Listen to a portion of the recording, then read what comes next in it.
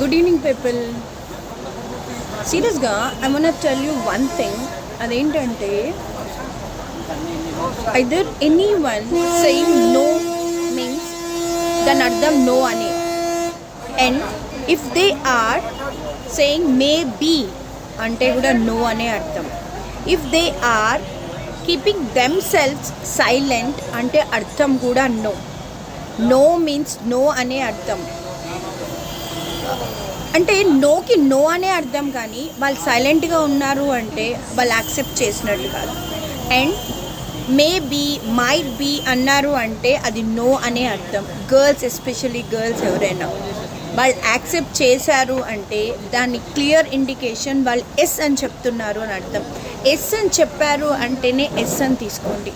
వాళ్ళు me yes అని చెప్పకుండా ఏమి చెప్పినా దాని మీనింగ్ నోయే అవుతుంది. కొంతమంది ఏం చేస్తున్నారంటే అంటే సైలెంట్గా ఉన్నారు అంటే కొన్ని సిచ్యువేషన్స్లో కొన్ని థింగ్స్లో సైలెంట్గా ఉండాల్సి వస్తుంది. అప్పుడు దాన్ని ఎట్లా అడ్వాంటేజ్ తీసుకుంటారంటే వాళ్ళు యాక్సెప్ట్ చేసేసారు అనుకుంటారు. అండ్ కొన్ని అంటే సర్కమ్స్టాన్సెస్లో కొన్ని అన్అవాయిడబుల్ సిచ్యువేషన్స్లో మైట్ బీ వాళ్ళు కొంచెం కన్ఫ్యూజన్ స్టేట్లో ఉండి కూడా they are saying maybe or might be అంటే దాని అర్థం నో అని. ఇది ఎందుకు చెప్తున్నాను అంటే every girl is not ready for anything. And ఎవరైనా ఉన్నారు అట్లా అంటే how you are identifying them.